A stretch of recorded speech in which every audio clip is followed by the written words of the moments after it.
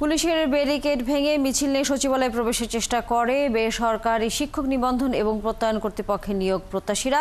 এ সময় পরিস্থিতি নিয়ন্ত্রণ করতে পুলিশ ৫টির বেশি সাউন্ড গ্রেনেড নিক্ষেপ করা হয় লাঠিচার্জও। তবে আন্দোলনকারীরা ব্যারিকেডের সামনে অবস্থান ধরে রেখেছে। সে খবর নিয়ে যুক্ত হচ্ছেন সহকর্মী নাদিয়া শারমিন। নাদিয়া, আপনি যেখানে আছেন, এই এনটিআরসির যেই নিয়োগ প্রত্যাশীরা রয়েছেন তারা কখন থেকে অবস্থান করছেন এবং এখন সেখানে আসলে পরিস্থিতি কি দেখছেন? ধন্যবাদ। এখন থেকে মোটামুটি প্রায় আধা ঘন্টা আগে তারা এখানে আসেন এবং তারা মূলত চেষ্টা করেন যে সচিবালয়ে ঢোকার যে রাস্তা আছে সেই ব্যারিকেড ভেঙে ভেতরের দিকে ঢুকে শিক্ষা উপদেষ্টার সাথে দেখা করার, কিন্তু যেহেতু তাদের অনুমতি ছিল না পুলিশ তাদের বাধা দেয় এবং বাধা দেওয়ার পরে তারা যখন সেখানে তারপরেও ঢুকতে চাচ্ছিলেন তখন সাউন্ড গ্রেনেড ৫টি নয় ৮টি নিক্ষেপ করা হয়েছে আমার গোনা মতে, এবং তার মাধ্যমে কিন্তু ছত্রভঙ্গ করার চেষ্টা করা হয় এখানে যারা আছেন তাদেরকে। এরপরে ৩ থেকে ৪ জনকে আমরা কিছুটা আহত হতে দেখেছি, তাদেরকে বিভিন্ন জায়গায় মেডিকেলে নিয়ে যাওয়া হয়েছে। আর যারা বাকিরা রয়েছেন তাদেরকে পুলিশ এসে বোঝানোর পরে তারা এখানে প্রেস ক্লাবের সামনে এসে দাঁড়িয়েছেন এবং প্রেস ক্লাবের সামনে তারা অবস্থান নিয়েছেন। তাদের দাবিগুলো যদি একটু তাদের মুখ থেকে জানিয়ে দেই, একটু যদি বলেন আপনাদের দাবিগুলো। ধন্যবাদ। আমরা 17তম নিবন্ধনধারী করোনা পরীক্ষিত ভুক্তভোগী আবেদন বঞ্চিত। আমরা করোনাকালীন কোনো ব্যাকডেট পাইনি এবং আমাদের সাথে বৈষম্য করা হয়েছে, যে কারণে আমরা গত 1.5 বছর ধরে আন্দোলন করে আসছি ন্যায্য দাবি নিয়ে, যেখানে আমাদের আইনি ভিত্তি আছে এবং শিক্ষা মন্ত্রণালয় এবং এনটিআরসির মতামত আছে। এরপরেও আইন মন্ত্রণালয়ের মতামতকে এনটিআরসি এবং শিক্ষা মন্ত্রণালয় পাত্তা না দিয়ে হয়তো গায়ের জোরে কথা বলছে যে কোর্টের ব্যাপার, এটা কোর্টে সমাধান করবে, অথচ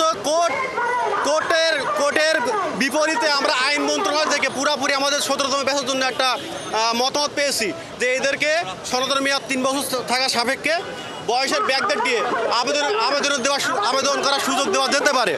এই মর্মে আমাদের আজকের এই আন্দোলন এবং যৌক্তিক দাবি। এই যৌক্তিক দাবির ওপর ফেসিবাদী সরকারের কিছু দোসর আজকে আমাদের মা ভাই বোনদের উপর অন্যায়ভাবে আঘাত করেছে এবং রক্তাক্ত করেছে। আমরা শিক্ষক, আমরা অস্ত্র ধরতে জানি না, কলম ধরতে জানি, তবে আজকে ফেসিবাদের দোসরা শিখিয়ে দিয়েছে শুধু কলম ধরলেই হবে না, অস্ত্র ধরাও শিখতে হবে। এই হচ্ছে আজকে ফেসিবাদের দোসরদের বক্তব্য, যেটা বুঝলাম প্রত্যক্ষভাবে এদের দেখিয়ে দিয়েছে। তো আমরা এখনো শিক্ষক হওয়ার স্বপ্নে এখনো বিভোর। যৌক্তিক দাবি যেন বাস্তবায়ন করে এই প্রত্যাশায় এখন আমরা এখানে অবস্থান করছি। যতক্ষণ না পর্যন্ত আমরা এখানে আমাদের এই ভাইদের উপরে অন্যায়ভাবে অত্যাচার হয়েছে এর প্রতিবাদ না করা হবে এবং আমাদের ন্যায্য দাবিটাকে যতক্ষণ না পর্যন্ত বাস্তবে রূপ না দেবে ততক্ষণ আমরা এই আজকের এই অবস্থান কর্মসূচি চালিয়ে যাব। এদিকে বেশ কয়েকজন রয়েছেন, ভেতরের দিকেও রয়েছেন যাদের আপনি বোধহয় আপনারা যারা ছিলেন, কয়জন আহত হয়েছে এখানে? আমাদের সংখ্যাটা আসলে বলতে পারছি না, অনেকে আহত হয়েছে।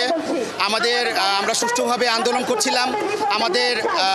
তারা বলেছিল সচিবালয় নিয়ে আমাদের সাথে কথা বলবে, কিন্তু তারা বসিয়ে রেখেছিল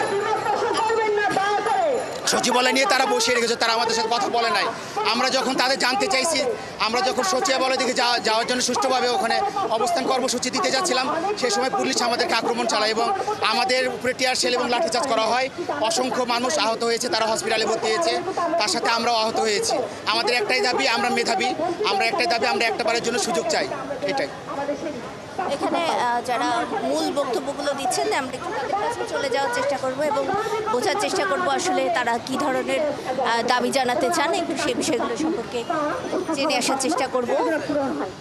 একটু জেনে আসি আসলে। আজকে সকালে প্রশাসন যখন আমাদের কাছে জানতে চেয়েছিল আপনাদের দাবি কি, আমরা বলেছিলাম 1 জুনে যে মিটিংটা অসমাপ্ত রয়েছে সেই মিটিংটা সচিব মহোদয়রা আবারও বসবেন এবং সিদ্ধান্ত নেবেন এবং গণবিজ্ঞপ্তি কখন প্রকাশ করবেন সেটাই জানাবেন। আমরা কিন্তু শান্তি শৃঙ্খলার মধ্যে দিয়েই আজকে সারাদিন প্রশাসনের কাছে আমরা আমাদের দাবি জানিয়েছি এবং এটাও বলেছি যে আজকের মিটিংয়ের ব্যবস্থা যদি আপনারা তাদেরকে জানান যে তাদের সিদ্ধান্ত নিক এবং বিশেষ গণবিজ্ঞপ্তি প্রকাশ করুন। দর্শক, আমাদের সহকর্মী নাদিয়া শারমিনের সাথে আমরা এখন যুক্ত ছিলাম এবং সেখানে এনটিআরসি এর যে নিয়োগ প্রত্যাশীরা তারা অবস্থান কর্মসূচি পালন করছেন, সেই খবর নিয়ে আমাদের সহকর্মী যুক্ত ছিলেন।